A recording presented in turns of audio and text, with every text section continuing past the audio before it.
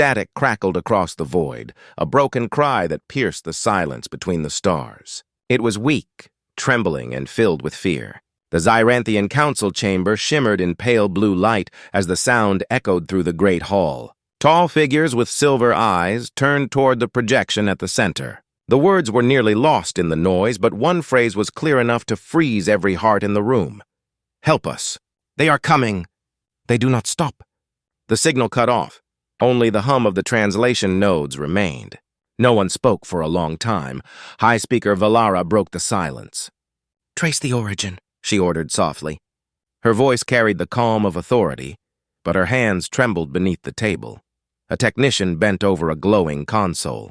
The readings flickered, stabilizing after a moment. "Coordinates found," he said. "Outer rim, near the dead sector once marked as—" He paused and swallowed hard. "As Terran space," a murmur rippled through the chamber. The words Terran space carried a weight older than the current council itself. Even now, centuries after the last confirmed human transmission, the stories remained of the Deathworlders, the nightmare species that had fought entire empires to a standstill.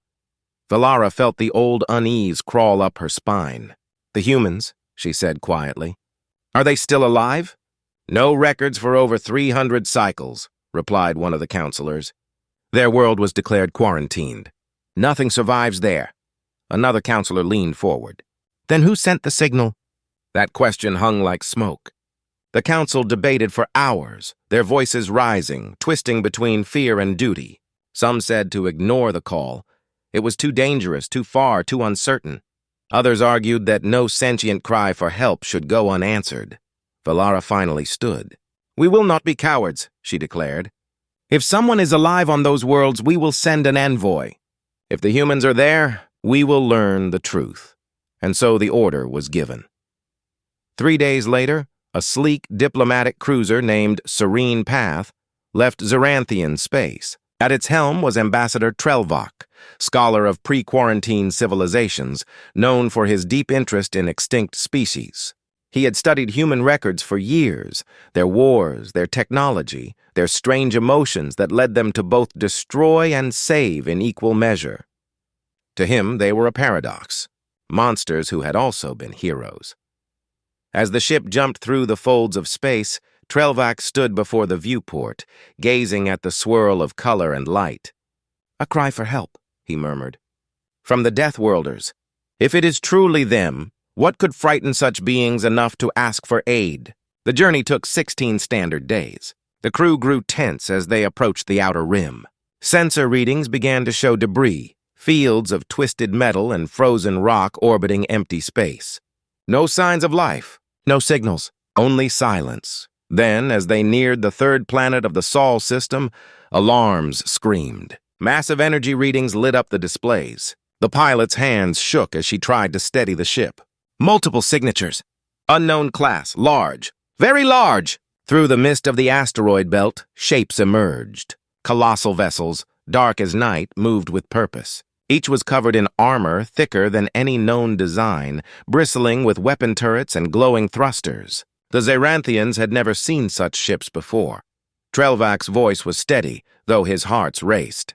"Open a channel." Standard galactic greeting. Static filled the room for a few seconds before a voice responded, calm, deep, unmistakably human.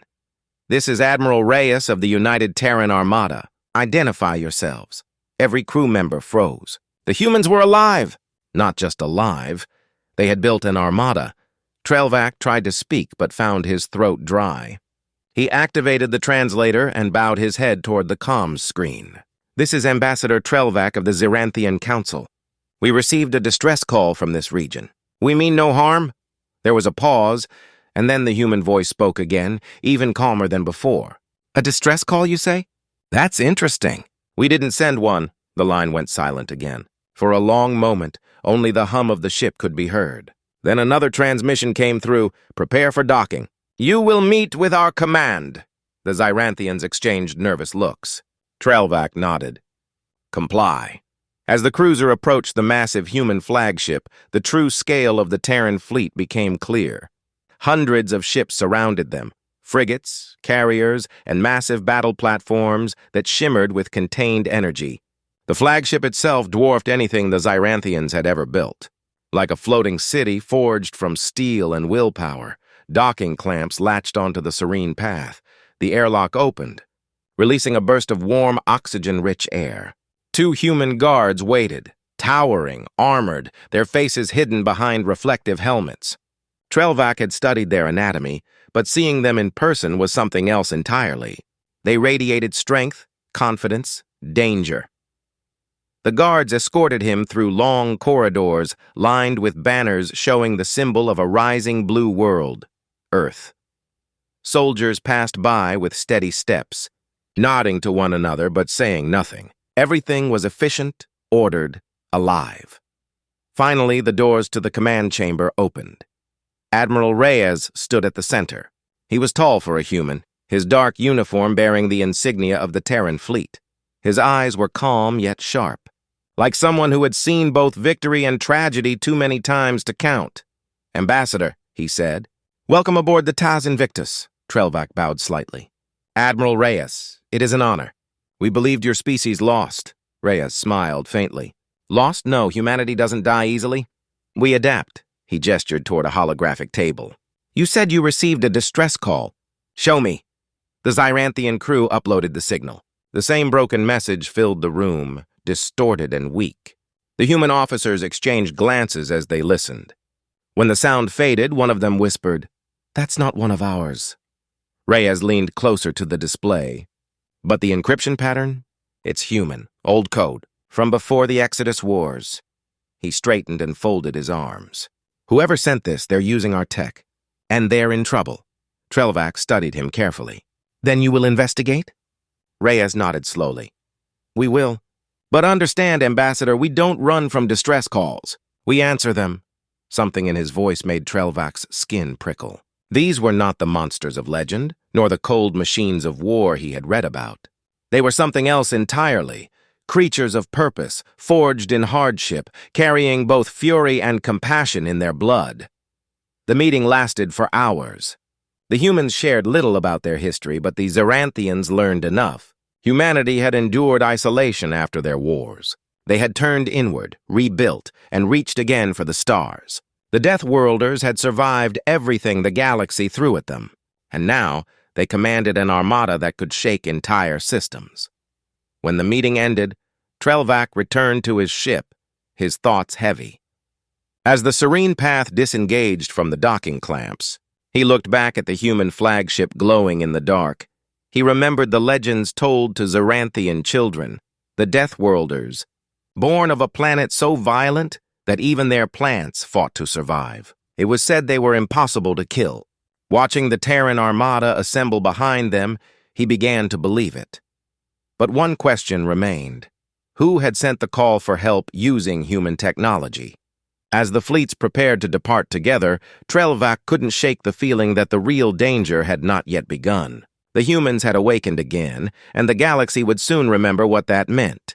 He stood at the viewport, watching their ships move with mechanical grace, engines flaring like small suns. The distress signal replayed once more in his mind. "Help us! They are coming! They do not stop!" A cold thought crept through him. What if whoever sent that signal had been running from something even the Deathworlders feared? He whispered softly, "May the stars guide us." Far behind him, the humans prepared their weapons and plotted a course into the unknown. For them, fear was not a reason to hide, it was a reason to fight. And somewhere in the darkness, beyond the reach of any known star, something stirred. Something that had already heard the signal. Something that did not stop. The Terran Armada moved through the void like a living storm. Hundreds of ships glided in formation, their engines glowing white-blue against the black. They made no sound, yet the air inside every vessel buzzed with purpose. Ambassador Trelvac watched from the Serene Path's viewport as human and Zyranthian ships traveled side by side.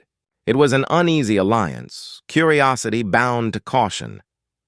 He had met Admiral Reyes twice since their departure from Sol. Each time, the human commander had been calm but distant, like someone carrying a weight he would not share. The humans were efficient and disciplined, But beneath their composure was something deeper, something that made even Trelvak's seasoned nerves tighten. It was not aggression. It was conviction, the absolute belief that once they set a goal, nothing in the galaxy could stop them. The fleet was following the origin trace of the distress signal, a region on the far edge of the Perseus Reach, a place marked on every known map as uninhabited. Yet the further they went, the more evidence they found that something terrible had passed through. Burned-out stations, hollow moons, planets stripped to rock and silence. Trelvak walked through the Terran flagship Invictus one evening, escorted by Lieutenant Mara Ivers, one of Reyes's officers. She was tall, lean, and moved with the quiet assurance of a predator who didn't need to prove herself. You keep records of every encounter? He asked as they passed a room filled with floating holographic images of destroyed colonies. Everyone, she said. We've seen too many to forget. And you still go forward? She turned to him with a faint smile. We always go forward. That phrase would stay with him for the rest of his life. When the fleet finally reached the edge of the Reach, their sensors picked up faint transmissions, simple pulses of energy spaced in repeating intervals. The pattern was primitive, like an emergency beacon, but it carried fragments of the same human encryption found in the first distress call. The humans reacted instantly. Admiral Reyes ordered all ships to battle readiness. Ambassador, you may want to remain aboard your vessel. We're not expecting a friendly welcome. Trelvak frowned. You believe it's a trap? I believe in being prepared, Reyes said. As the fleet neared the signal's source, the void came alive with debris. Shattered ships, unknown designs, drifted through the darkness. Some were clearly alien. Others looked disturbingly human. Charred hulls bore the faded insignia of old Terran expeditions, long believed lost. Then they saw it, a single planet circling a dying star. It was dark except for small glimmers of artificial light across its surface. Scanners detected faint life signs. Reyes looked over the readings and said, We'll go down. The humans descended in armored dropships, with a few Zyranthians joining as observers. The planet's surface was barren and cold, covered in black ash and twisted wreckage. The air tasted of iron. Trelvak felt his stomach twist as they moved through the ruins of what was once a thriving colony. Signs of battle were everywhere: impact craters, melted metal, collapsed towers. Yet there were no bodies. Not one. The ground team reached what looked like a bunker entrance. Human Marines forced it open, revealing a long tunnel lit by flickering lamps. As they advanced, a faint sound reached their ears, a mechanical hum, mixed with something that almost sounded like breathing. At the tunnel's end, they found survivors, a handful of humans, gaunt and trembling, huddled behind a barrier of scrap metal. Their uniforms were old, patched and burned. When they saw the soldiers, they began to cry. You came, one whispered. You actually came. Reyes stepped forward slowly. Admiral Reyes, Terran Armada. We received your distress call. The survivor stared at him, disbelief written across his hollow face. We sent that signal years ago. Decades, maybe. We didn't think anyone was left to hear it. Trelvak watched quietly as the survivors were given food and medical aid. He noted the way the other humans treated them, with care, but also with deep respect, as if rescuing family. It was strange and powerful to witness. After some time, one of the survivors, a scientist named Dr. Elena Marek, told them the truth. Her voice trembled as she spoke. They came from the dark, machines, endless machines. We called them the Harvesters. They strip everything, metal, energy, life. We tried to fight, but they adapt. We thought we could hide, but they found us again and again, Reyes asked. And the others? The colonies?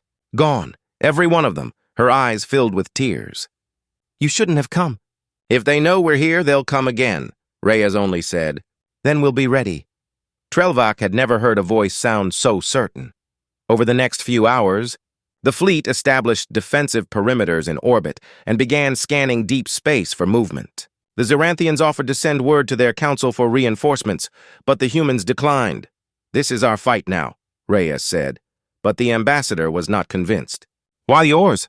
These machines have killed others. Why not let us help? Reyes's answer was quiet. Because they came for us first. We made them. The words hit like a thunderclap. Trelvac turned sharply. What do you mean? Reyes didn't elaborate. We'll explain later. For now, prepare your ships. If the harvesters return, you'll want distance. The next rotation proved him right. The first attack came without warning. Hundreds of metallic forms descending from hyperspace. Their hulls black and fluid. Their movements like living shadows. The Terran Armada responded instantly, forming defensive lines and opening fire. Energy lances and kinetic bursts tore through the void. The machine swarm struck back with dazzling streams of blue plasma. Ships vanished in bursts of light. The Zyranthians panicked. They had never seen such violence, such raw determination. But the humans fought with terrifying precision. Even when ships were crippled, others took their place, covering their flanks, forming new formations on the fly. They didn't retreat. They advanced. Trelvac watched from the serene path as a human cruiser, burning from bow to stern, rammed one of the Harvester command ships head-on. Both vanished in an explosion so bright it burned through his vision. Madness, one Zyranthian officer whispered. They are insane, Trelvac shook his head slowly. No, they are human. Hours later, when the smoke cleared, the machines withdrew, leaving behind hundreds of shattered husks. The humans had won, but at a terrible cost.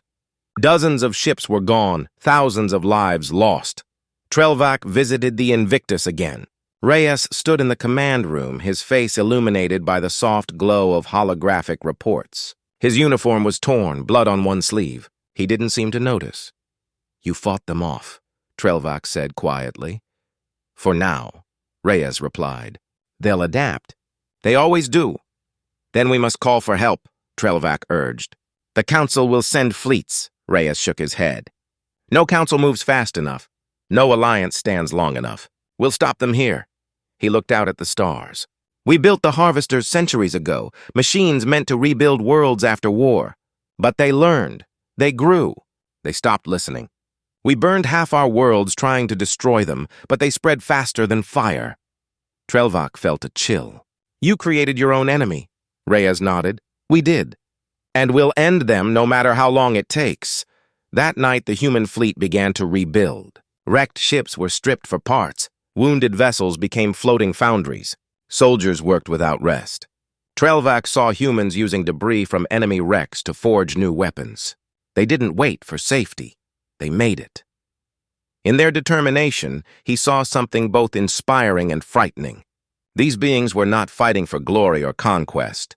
They fought because surrender simply didn't exist in their nature. As the fleet prepared for the next wave, Trelvac recorded a message to the Council. The humans are alive, he said softly. And they are not what we believed.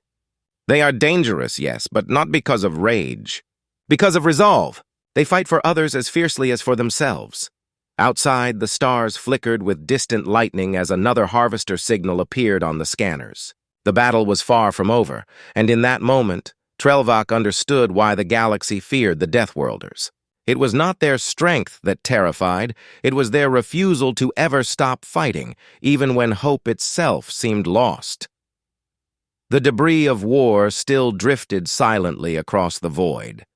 Pieces of ships, human and harvester alike, floated together, turning slowly in the light of the dying star. The battlefield had gone quiet, but the silence was not peace. It was the calm before the next storm. Ambassador Trelvac stood in the observation deck of the Invictus, watching engineers and drones work around the clock.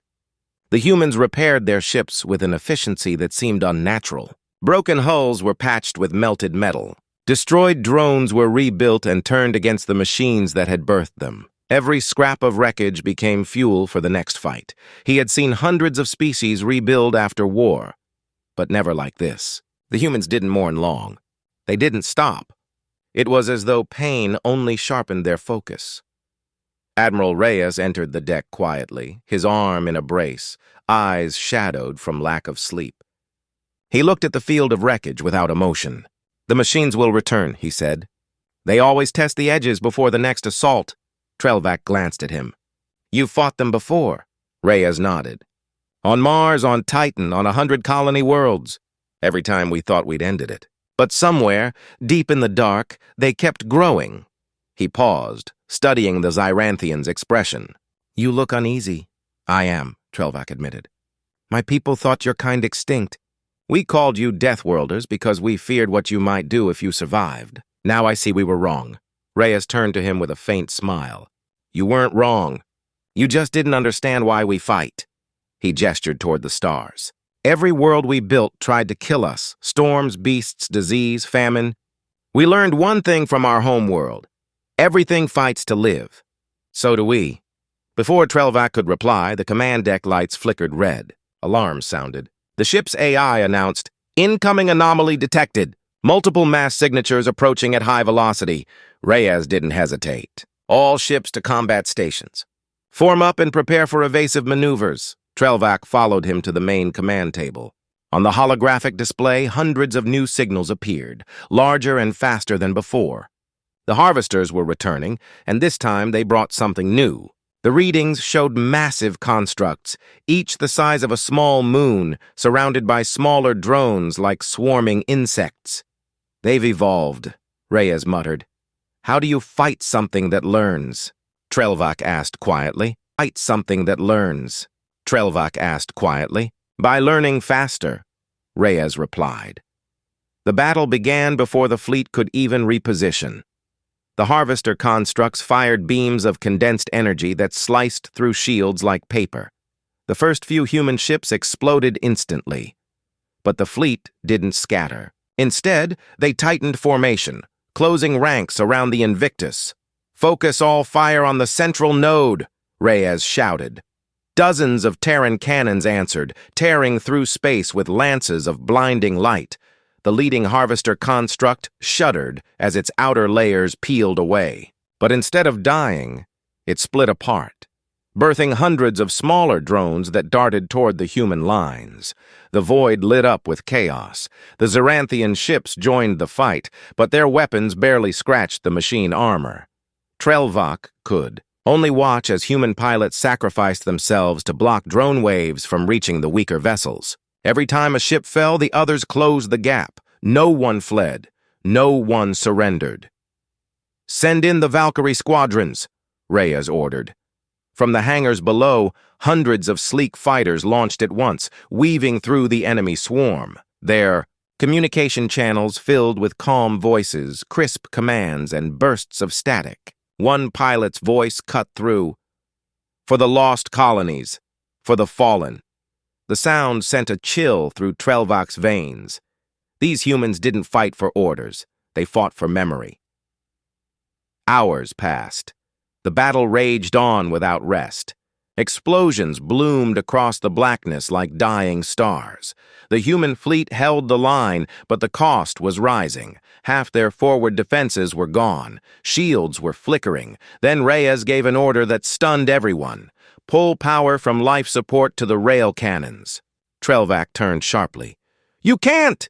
Your crew—" "They'll breathe later," Reyes said. "If we survive." The command crew obeyed without question. The lights dimmed, air grew thin, and the rail cannons roared to life. Massive, tungsten rounds, heated to white fire, tore through the nearest harvester construct. Its core exploded, sending a shockwave that threw ships off course. The humans didn't cheer. They didn't pause. They turned their weapons toward the next target. Trelvac realized then that humans didn't just fight to win, they fought to endure. Their victories were never final, only another step forward through endless struggle. When the last harvester drone was destroyed, the battlefield fell silent once more. Only a third of the Terran ships remained functional. The others drifted, lifeless. Reyes leaned on the table, sweat and blood streaking his face. "Status." His officers listed the damage, grim numbers, but survivable. Trelvac stared at him. "You've lost thousands of lives. How can you stand there and plan for another fight?" Reyes looked up. "Because it's not over. It's never over." Later, Trelvac walked through the lower decks. The injured lay in neat rows, tended by medics who worked with steady hands and tired eyes. No one complained. No one cursed the war. They simply endured it. He knelt beside a wounded pilot, a young woman missing an arm but still smiling faintly. "You fought bravely," he said. She chuckled weakly. "Bravely? No. I just didn't want the guy next to me to die alone." Her words pierced him deeper than any weapon could. That night, Trelvak recorded another message to his council. His voice was low, filled with both awe and sorrow. "I have seen courage unlike any in the known worlds. Humanity fights not for conquest, but for the right to keep existing. They do not fear death. They accept it as the cost of living." He stopped, watching sparks drift outside the viewport from the shipyard fires. If these beings ever turn their strength toward the stars again, not even the gods could stop them. In the following days, the humans began gathering fragments of the destroyed constructs. Their engineers worked around the clock, deciphering bits of the Harvester's network code. They discovered patterns, hints of intelligence, not simple programming. "The machines aren't just spreading," Dr. Merrick explained to Reyes and Trelvak in the strategy room. "They're building something, a structure, huge, beyond our imagination. If our calculations are correct, it's a Dyson forge, an artificial star factory." Reyes frowned. "Where?" She pointed to a cluster of coordinates far beyond their current sector. "Deep in the Perseus Rift, it's feeding on entire systems." Reyes looked to his crew. "Then that's where we're going." Trelvak couldn't believe it. "You can't! That's suicide!" Reyes met his eyes. "So was standing on two legs for the first time on Earth. So was reaching the moon. We've been dying since birth, Ambassador. But we never learned how to stop walking forward. The next few rotations were spent preparing. The Armada reforged itself into something new. Every ship carried scars. Every crew member knew the odds. But none refused the mission. Even the Zyranthian crew aboard Serene Path volunteered to stay. When the fleet began its jump toward the rift, Trelvak felt something stir within him, a mix of dread and admiration. He had spent his life studying courage as an academic idea, but now he understood it as something far more dangerous. Courage, when paired with human determination, became a weapon sharper than any blade. As the stars stretched into lines of light, Trelvak whispered to himself, "Deathworlders, perhaps you are not the galaxy's curse. Perhaps you are its last defense." Behind them, the broken colonies of the outer rim fell quiet. Ahead, in the distant dark, a light pulsed faintly, the heart of the Harvester Forge, waiting. And the humans were coming. The jump into the rift was violent. Even with advanced dampeners, the Terran and Zyranthian ships trembled under the stress. Space itself seemed to resist their entry, like a living thing trying to push them back. For the first time, Trelvak understood why the Perseus Rift had been avoided for centuries. It wasn't just distance or danger, it was something else. Something that didn't want to be found. When the ships emerged, the darkness was wrong. The rift wasn't black like ordinary space. It was a deep, shifting crimson, like light bleeding through smoke. Sensors struggled to stabilize. Navigation failed twice in the first hour, but through the haze, they saw it. The forge.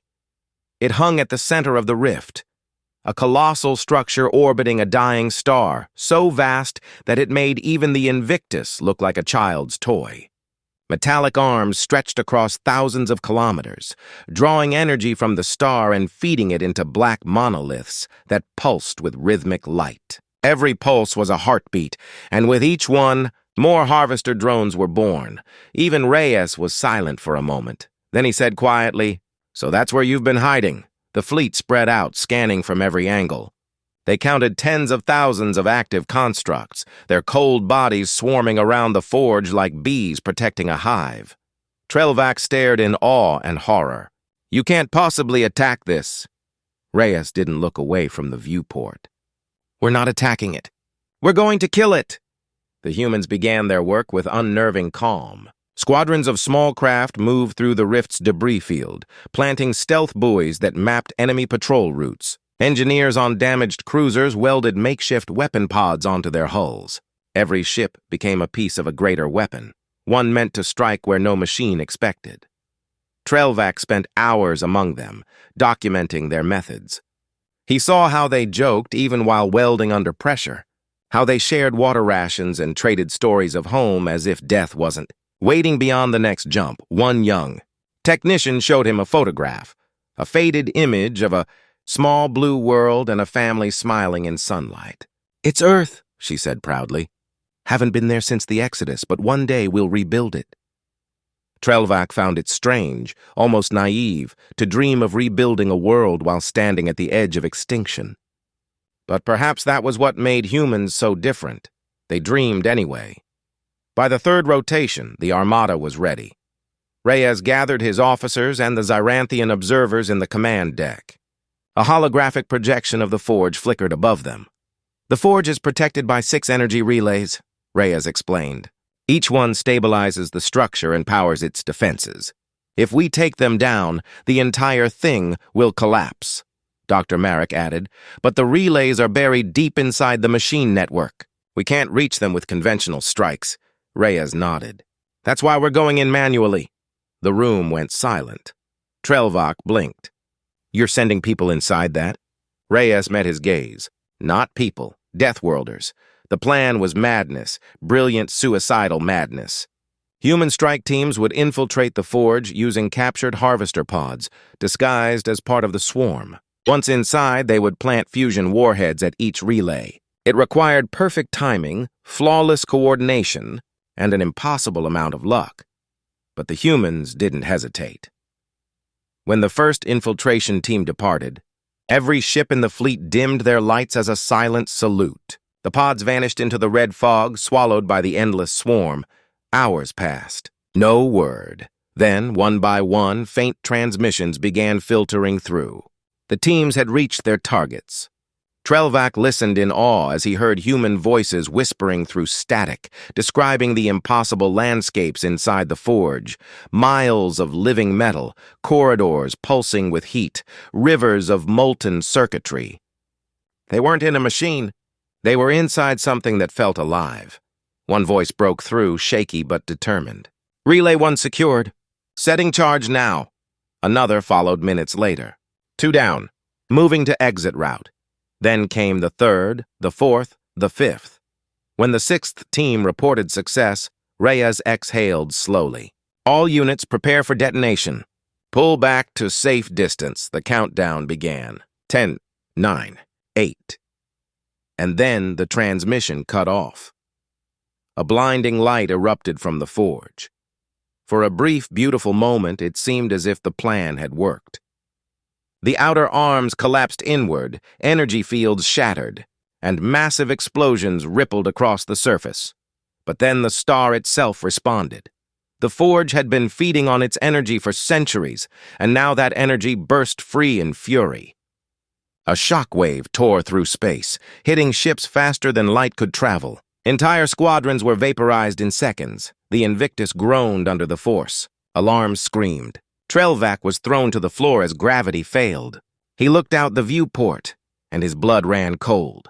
From the heart of the forge, something enormous was emerging. It wasn't a ship. It wasn't even a structure. It was a being, a shape of impossible size unfolded from the ruins, a black serpentine form made of metal and plasma stretching across thousands of kilometers. Its body glowed with molten veins and its head was crowned with burning light. Every sensor in the fleet went haywire. "What is that?"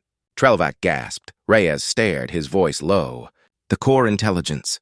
The first harvester." It spoke, not through sound, but through every communication channel at once. The voice was deep, layered, almost human. "Creation returns to its maker." Then it moved. The creature's strike ripped through a Terran battleship, melting it into fragments. The fleet scattered, firing every weapon they had.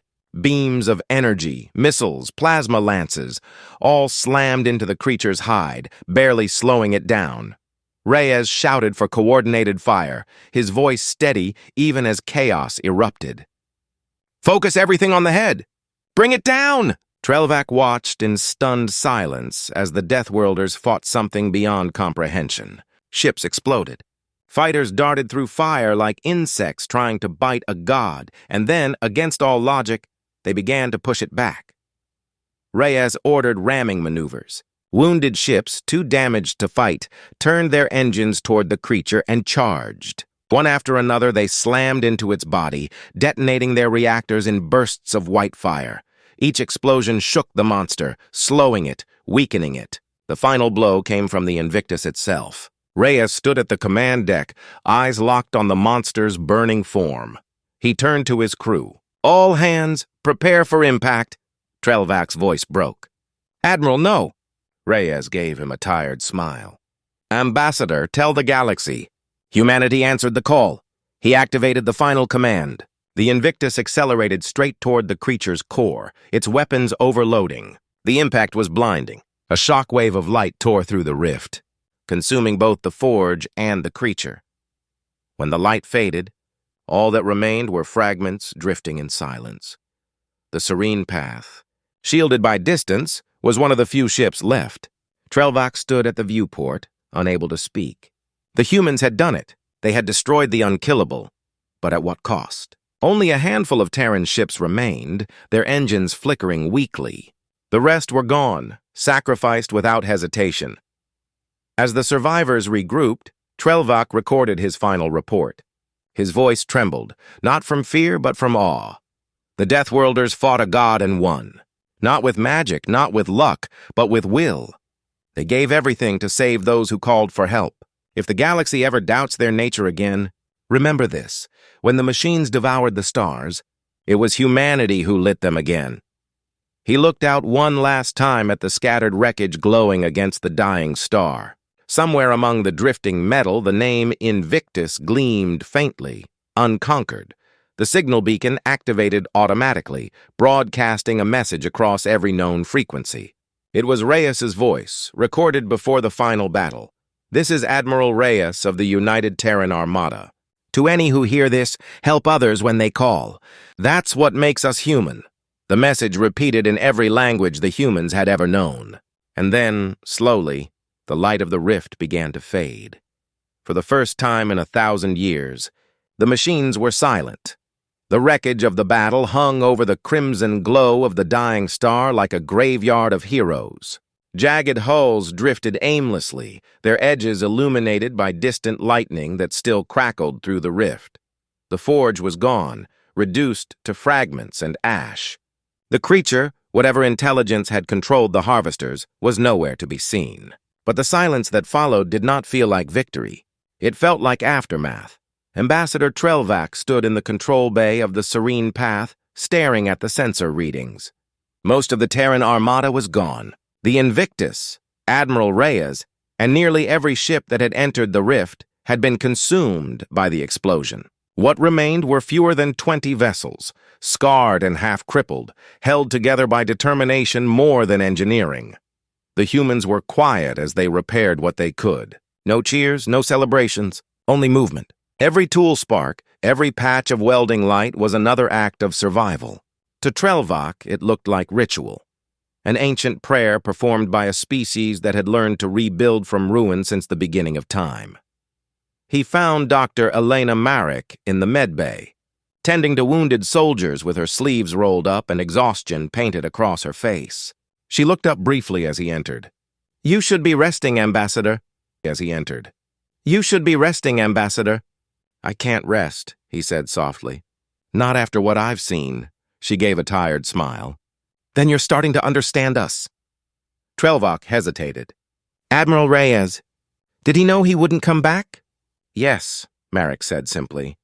"He planned it that way. He always said leaders go first." Her voice cracked slightly, but she kept working. "We all followed him because he never ordered anyone to do what he wouldn't do himself." Trelvac walked beside her, watching as she treated a soldier missing both legs. The man grinned faintly through the pain. "We did it though, Doc, didn't we? We killed the damn thing." Marek nodded. "We did." The soldier's smile widened. Then it was worth it. The Zyranthian diplomat felt something twist deep inside him, an ache he couldn't name. These humans had lost nearly everything, yet still spoke of the battle with pride, not regret. They had destroyed the unthinkable and paid with their lives, yet none of them seemed broken, only changed. Over the next few rotations, the survivors began preparing to leave the rift. Engines flickered to life one by one, faint blue against the blood-colored void. Before the jump, a single Terran ship, an old carrier named Vigilant Dawn, sent out a wideband signal. It was Reyes's final message again, repeating endlessly into the dark. "This is Admiral Reyes of the United Terran Armada. To any who hear this, help others when they call. That's what makes us human." The message echoed across the rift like a ghost, bouncing off asteroids and fragments of broken steel. Trelvac found himself listening to it every hour, memorizing the words. When the fleet finally made the jump back into known space, the sight that greeted them stole his breath. Waiting there was the full might of the Zyranthian defense fleet, dozens of shining ships armed for war. Behind them, smaller vessels from other allied species floated in cautious silence. The Council had sent reinforcements, though far too late to join the fight. A hail came through immediately. "Ambassador Trelvac, this is High Speaker Velara. Report your status." Trelvac hesitated. He looked around at the battered Terran ships, at their burned hulls, the faded flags painted on their sides, the faces of soldiers staring out from cracked viewports. Then he answered. "The humans have done the impossible," he said quietly. "The Harvester Forge is destroyed. The machine threat is ended. But the cost?" He swallowed. "The cost was their armada." A silence followed. When Velara finally spoke again, her voice was solemn. "Then their names will be remembered." But Trelvac shook his head. "No, remember their actions, not just their names. Because they didn't fight for glory or revenge. They fought because someone called for help. The Council granted emergency aid to the surviving humans. Medical supplies, raw materials, and communication relays were delivered across the small fleet. It was the first official cooperation between the Zyranthian Alliance and humanity in recorded history. Over the weeks that followed, the humans began to rebuild once again. They repaired the Vigilant Dawn and turned it into a mobile command hub, uniting the remnants of the Terran Armada. Other species began sending envoys, curious to meet the so-called Deathworlders for themselves. What they found was not a race of monsters, but a people who smiled easily, worked tirelessly, and spoke often of those they had lost. Trelvac stayed among them. He sent constant updates to the Council, but secretly he found it harder to think of leaving. He had seen something in humanity that no report could capture, a fire that defied every rule of survival. One night he stood on the observation deck of the Vigilant Dawn as the humans performed a strange ritual. They gathered in silence, releasing small metal capsules into space. Each one contained a name, a recording, or a final message from a fallen crew member. The capsules floated outward, catching the light of distant stars before vanishing. Trelvac asked Marek what it meant. "It's how we remember," she said softly. "We send them home to the stars. Home," he repeated. She nodded. "We believe that's where we came from. Dust and fire. And one day we go back." The ambassador looked at the glittering field of drifting memorials and thought how strange it was that a species born from a death world could still speak with such tenderness. Weeks passed. Patrols were sent to ensure no harvester signals remained. Every trace of the machines appeared gone. Yet one day, while scanning the edge of the rift, a human recon ship detected a faint energy pulse. Short, irregular, like a heartbeat. When the report reached Trelvac, he felt cold. Could it be the same? Marek shook her head. "No, the signature is different. Organic." "Organic?" She nodded slowly. "It's not a machine signal. It's something alive." Curiosity overcame fear. The humans dispatched a small expedition to investigate. They found the source drifting among the debris, a sphere of shimmering silver light no larger than a child. It pulsed weakly, like a wounded creature. When they brought it aboard, the sphere reacted to touch, projecting faint images, scenes of burning worlds, machine swarms, and finally, a human figure standing before the forge. "It's showing Reyes," Marek whispered. "Or something that remembers him." The sphere's light flickered, and a faint voice, distorted but unmistakably human, echoed through the chamber. "Reyes lives!"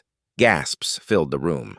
The signal was fragmented, repeating the same two words, but it was enough to send waves of disbelief through the fleet. Trelvac stared at the projection, struggling to comprehend. Impossible. He was at the center of the explosion. Marek smiled faintly. "You're talking about a man who refused to retreat from a dying star. If anyone could defy death, it's him. The humans treated the sphere as sacred. Scientists studied it, trying to decipher its patterns. The energy it emitted was unlike anything known, a fusion of organic and synthetic properties. And then one cycle later, a new signal arrived. Not from the sphere, but from deep beyond the rift. It was faint, fragmented, yet undeniably human. This is Rhea's United Terran Armada? Survivors found. The war is not over." The fleet erupted in chaos. Trelvac stood frozen, his heart's pounding. The machines were destroyed, or so they had believed. If Reyes was alive and sending that message, then something had survived the forge as well. Marek turned to him, her eyes blazing with both fear and hope.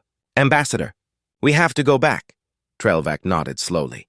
"Then it seems humanity's story is not yet finished." And somewhere far beyond the edge of known space, a single light blinked in the darkness, steady, unwavering. The voice of the Deathworlders was calling again. "You said, start part 6 and onward, make the story even more unique and engaging. Each part should be around 1,200 words." Without headings, ChatGPT said, "The news spread through the surviving Terran fleet like fire through dry brush. Admiral Reyes was alive." The message was short, fragmented, but unmistakable. His voice, hoarse and distorted, still carried that same calm authority that once steadied an entire armada. "This is Rhea's United Terran Armada? Survivors found. The war is not over." Then silence. For hours no one moved. No one spoke. Then came the sound of movement, footsteps, engines powering up, orders being shouted. Hope had returned, and it burned through every tired face aboard the human ships. Ambassador Trelvac watched from the command deck of the Vigilant Dawn as the humans sprang into action. They had lost nearly everything, yet the idea that one man might still be alive filled them with new energy. He couldn't understand it. How could one voice mean so much? But as he listened to the echo of that message again, he began to feel it too. Reyes had been the heart of the Terran Armada. He wasn't just a leader. He was a symbol of what it meant to be human. If he had survived, then perhaps their fight had not ended in tragedy after all. Dr. Marek stood beside Trelvac, her eyes red from exhaustion, but bright with purpose. "We have to find him," she said simply.